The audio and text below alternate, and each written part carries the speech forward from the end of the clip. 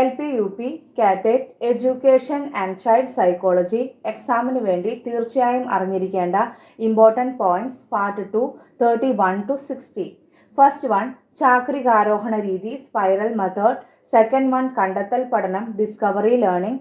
Third one ആശയദാന മാതൃക concept attainment model. ഇത് മൂന്നും ജെറോം എസ് ബ്രൂണറുടെയാണ്. ഫോർത്ത് വൺ വൈജ്ഞാനിക വികസന മാതൃക ജീൻ പിയാഷെ. ഫിഫ്ത്ത് വൺ സമീപസ്ഥ വികാസ മണ്ഡലം zone of proximal development. Sixth one കൈത്താങ് സ്കഫോൾഡിംഗ്. ഇത് രണ്ടും വൈഗോട്സ്കിയുടെയാണ്. സെവൻത്ത് വൺ സാമൂഹ്യ പഠന സിദ്ധാന്തം social learning theory Albert ബന്ദൂര.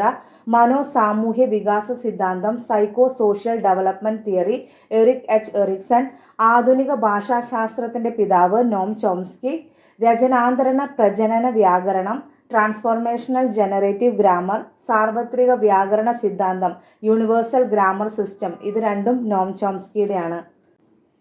12th one വിദ്യാഭ്യാസത്തിൻ്റെ സാർവത്രികതയ്ക്കും ഗുണനിലവാരം മെച്ചപ്പെടുത്തുന്നതിനുമായി ദേശീയ വിദ്യാഭ്യാസ നയം മുന്നോട്ട് വെച്ച പ്രവർത്തന പദ്ധതി പ്രോഗ്രാം ഓഫ് ആക്ഷൻ. ആധുനിക വിജ്ഞാനത്തിൻ്റെ പിതാവ് പ്ലാറ്റോ. DPEP എന്ന വിദ്യാഭ്യാസ പ്രൊജക്റ്റ് നമ്മുടെ സംസ്ഥാനത്ത് നടപ്പിൽ വരുത്തുന്ന ഏജൻസി പെഡസ്.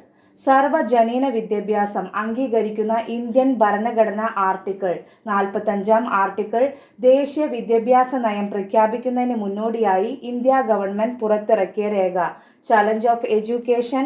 ഇന്ത്യൻ ഭരണഘടനയുടെ കൺകറന്റ് ലിസ്റ്റിലാണ് വിദ്യാഭ്യാസം ഉൾപ്പെടുത്തിയിരിക്കുന്നത്. വിദ്യാഭ്യാസത്തിന് പ്രായോഗികവാദത്തിൻ്റെ സംഭാവനയാണ് പ്രൊജക്ട് രീതി. ഇന്ത്യൻ വിദ്യാഭ്യാസത്തിൻ്റെ മാഗ്ന കാർട്ട എന്ന് വിശേഷിപ്പിക്കുന്ന വിദ്യാഭ്യാസ report Wood's despatch. 20th one towards an enlightened and humane society എന്ന് നാമകരണം ചെയ്തിരുന്ന വിദ്യാഭ്യാസ റിപ്പോർട്ട് രാമമൂർത്തി കമ്മീഷൻ റിപ്പോർട്ട്.